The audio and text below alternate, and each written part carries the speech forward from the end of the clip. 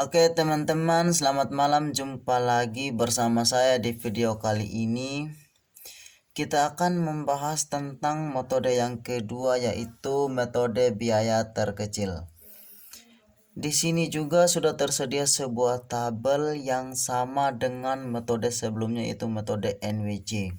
Dan kita akan mencoba menghitung berapa jumlah biaya yang dikeluarkan, apakah lebih besar atau lebih kecil dari metode NWC. Kita mulai untuk menghitung gudang A pada pabrik B. Di sini perlu kita perhatikan di mana yang biayanya paling kecil, antara 20, 35 dan 47.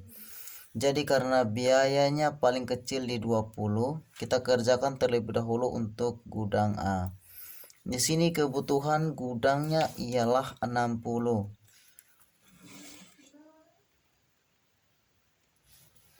Sedangkan kapasitas pabriknya adalah 90. Berarti masih ada kesisahan dan kita simpan di gudang B. Sekarang kita pindah pada pabriki. Di sini pada pabriki perlu kita perhatikan yang biayanya juga paling kecil. Di sini karena kebutuhan gudang A sudah terpenuhi, kita akan lihat pada pabriki. Di sini yang biayanya paling kecil antara 25 dan 10. Di sini 10 adalah biaya yang paling kecil. Jadi untuk gudang C kita kerjakan terlebih dahulu dan di sini kita masukkan nilainya.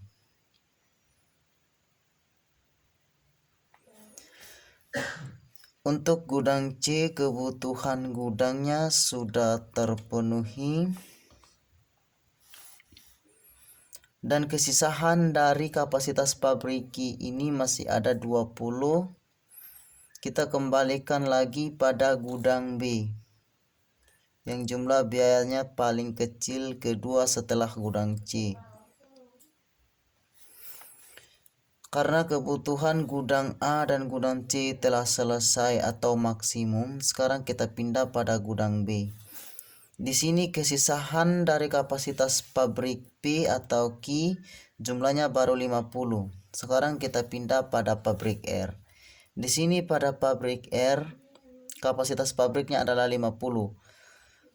Sekarang kita tuliskan kapasitas pabrik R secara keseluruhan di gudang B. Dan sekarang kita bisa lihat bahwa seluruh isi untuk gudang A, gudang B, dan gudang C keseluruhannya sudah optimal. Sekarang kita akan masuk pada tahap penghitungan. Di sini yang pertama ada 60 dikalikan dengan 20. Yang kedua ada 30 dikalikan dengan 35. Yang keempat ada 20 dikalikan 25. Yang ketiga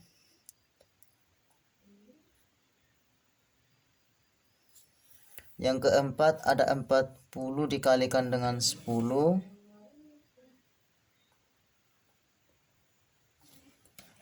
Yang kelima ada 50 dikalikan dengan 23.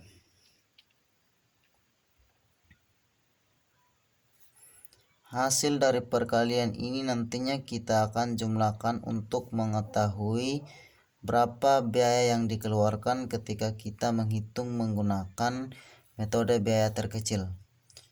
Jadi kita kalikan satu per satu.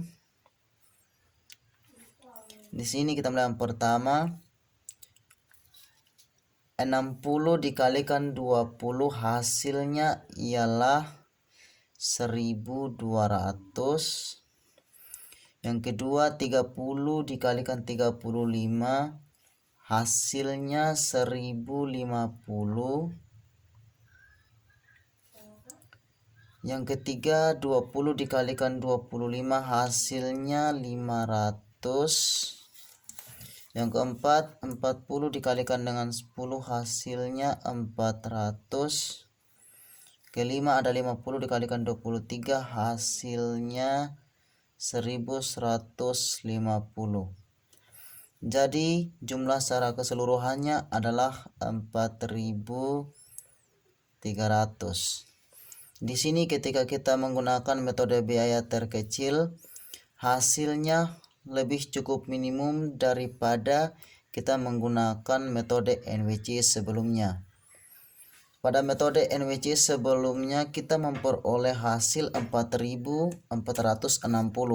Sedangkan ketika kita menggunakan metode biaya terkecil, hasilnya di sini sudah cukup kecil, yaitu 4.300. Jadi teman-teman, terima kasih yang sudah telah menonton video ini. Semoga bermanfaat dan dapat berguna bagi teman-teman ketika kita akan menghitung biaya dengan menggunakan metode biaya terkecil. Jadi untuk video selanjutnya kita akan gunakan metode stepping stone dan metode Moody. Pada malam hari ini sekian dulu, saya ucapkan terima kasih buat teman-teman yang telah menonton video ini.